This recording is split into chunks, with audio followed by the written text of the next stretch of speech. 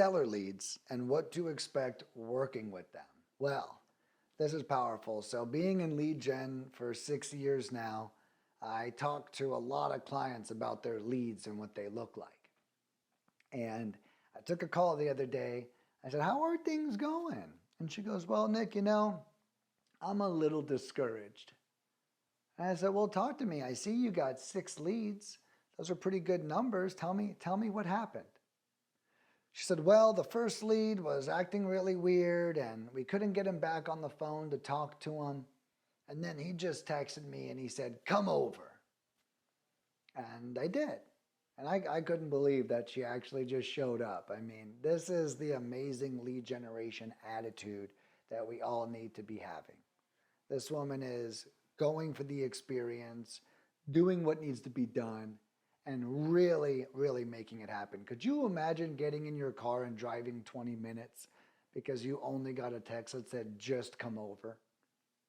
That is a level of action taking that I respect very much. And I really recommend the same for you. So, anyways, she gets in the car, she drives over to the house. No one's there, but she sees the property. It's a little beat up. She has hope. She gets back in her car, she leaves, she comes back 5 hours later.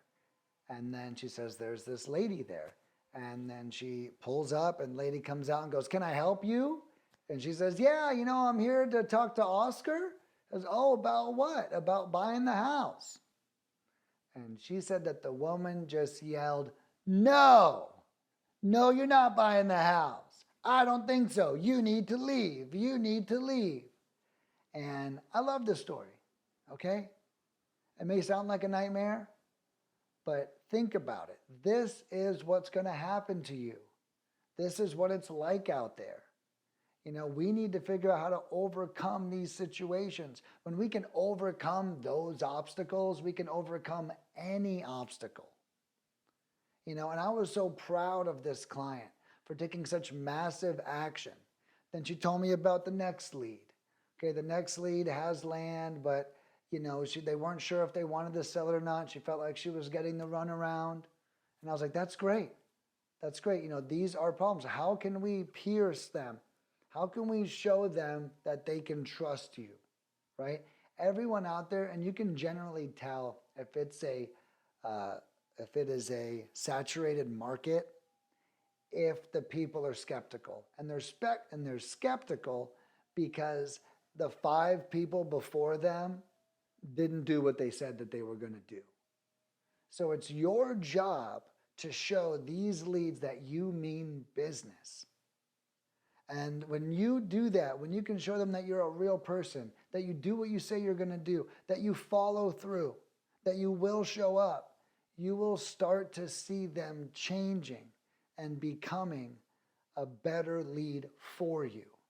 And that's what happens. These people, they don't just wake up and say, "Man, I hope I sell my house for 50 cents on the dollar today." That is not something that people tell themselves. So we need to earn that in them.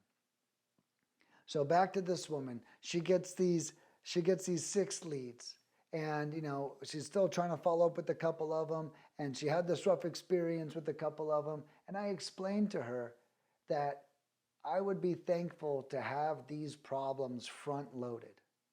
If you can learn to overcome these obstacles earlier in your career, you're going to do better faster.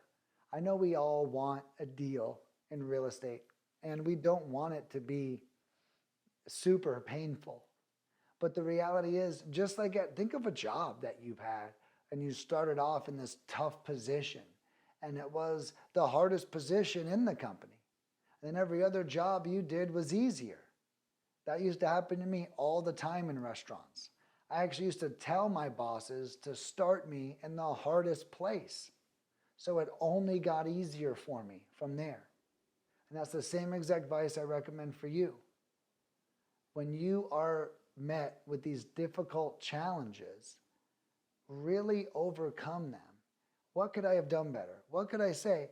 Not that you did anything wrong, but I'm going to face this kind of problem again in the future. What should I do when that happens? Knowing my current experience.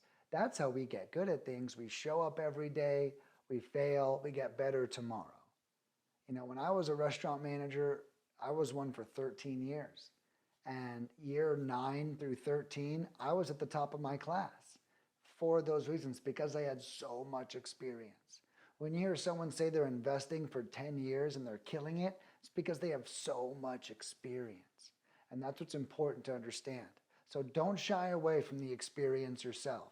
And when you come across these leads, don't let them get you down. Don't let them discourage you. They are a part of your journey. And when you learn to overcome them, and you will also take that lead to the next level and get it under contract.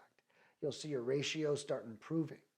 But I'm sharing these stories with you so you don't quit too early. So when these obstacles come up, like, well, that came out of nowhere. I'm telling you right now, it's going to happen. Okay?